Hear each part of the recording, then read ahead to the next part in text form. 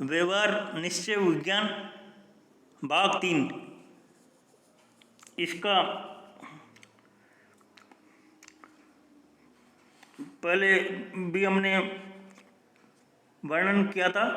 इसके बारे में आपको बतलाया था। ये पहले कंप्लीट नहीं हुआ था। अब उससे जो पिछले एपिसोड में आप देख सकते हो, ये उससे आगे वाला हम देखते हैं। ये भाग 3 का जो इस दुनिया में नया कुछ भी होने वाला नहीं है, और जो होने वाला है उसमें कोई परिवर्तन हो ही नहीं सकता, और वह हुए बिना रहेगा ही नहीं। इस वर्ल्ड में ऐसा कोई व्यक्ति नहीं है जिसका संयोगों पर काबू हो। हमें जो अच्छे लगते हैं उनके सभी गुण हमारे भीतर उत्पन्न हो जाते हैं। यदि जेब काटने वाला अच्छा लगे तो उसके भी गुण उत्पन्न हो जाते हैं। डेवलप व्यक्ति निर्भयता से सीधे रहते हैं, वो अनडेवलप्ड भय के कारण सीधे रहते हैं। लाभ देह का विटामिन है और नुकसान आत्मा का विटामिन है, तब तो फिर नुकसान है ही कहाँ।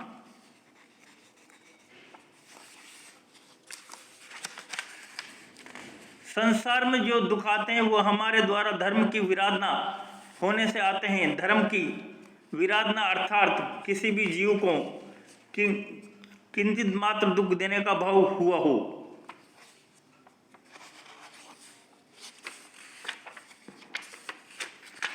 जो हमारे मन व चित्त को विचलित करते हैं वे सभी कुसंग हैं, और जो मन व चित्त को स्थिर करे वह सत्संग है।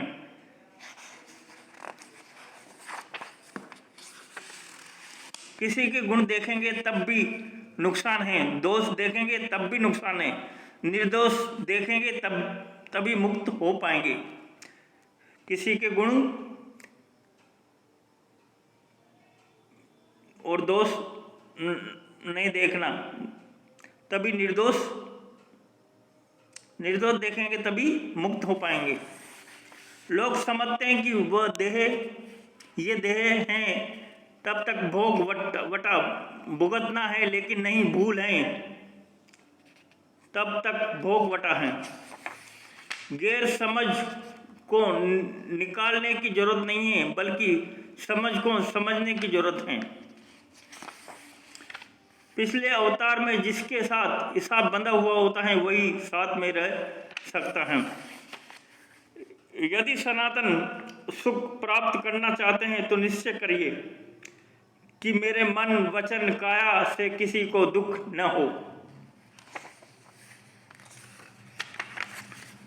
लोग बोले हुए शब्द वापस खींच लेने के लिए कहते हैं, लेकिन उन्हें यह समझ नहीं है कि वाणी तो रिकॉर्ड है, उसे वापस कैसे खींचा जा सकता है।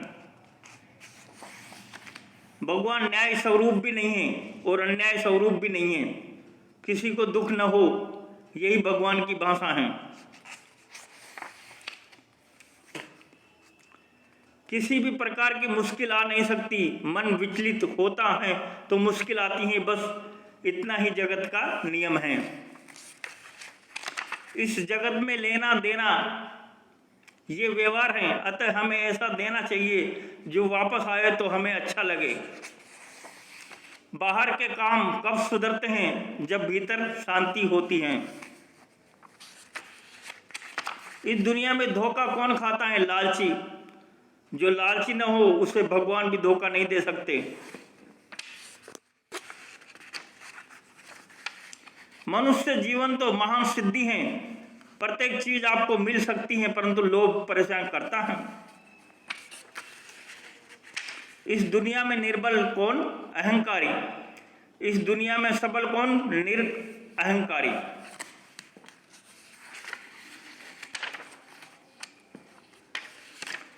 जहाँ आसक्ति होती है वहाँ अपेक्ष हुए बिना रहते ही नहीं है।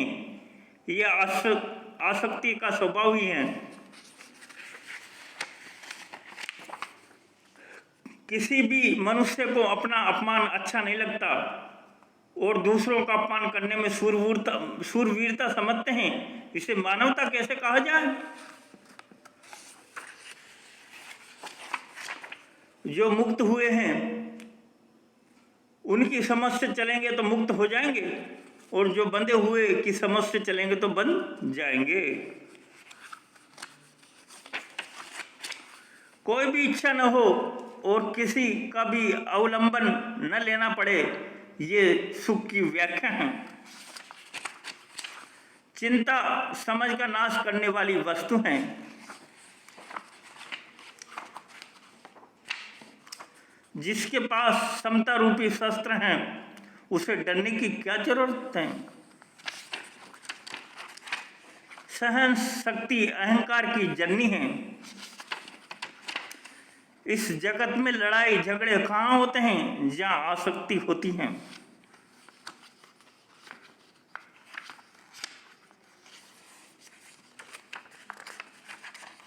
आपको अंडर हैंड की आदत है, इसीलिए आपको ऊपरी मिलते हैं, अन्यथा कोई आपका ऊपरी नहीं है और नहीं कोई अंडर हैंड, ऐसा ये वर्ड है।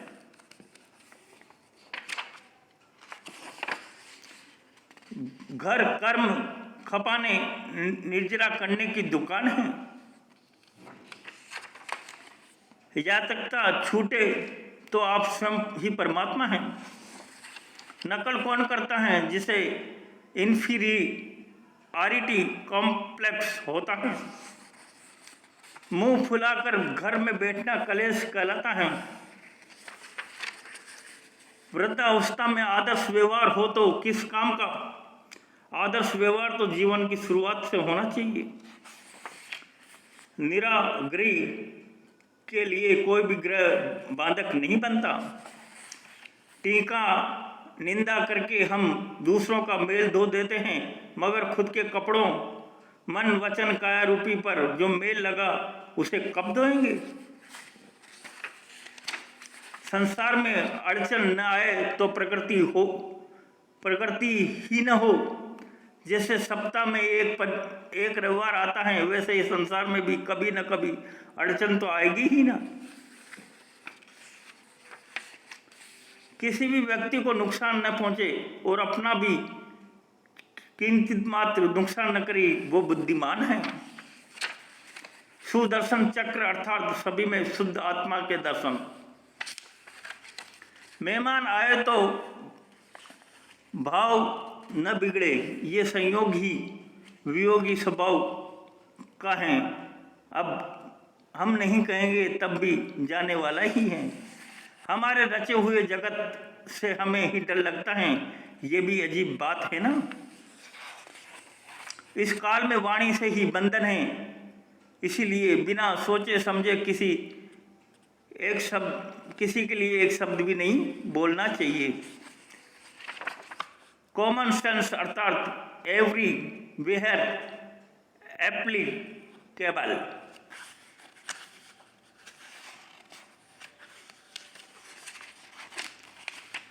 सिंसियरिटी वो मोरालिटी, ये भगवान के पास जाने के मेन रोड हैं, बाकी सभी बाय वे हैं।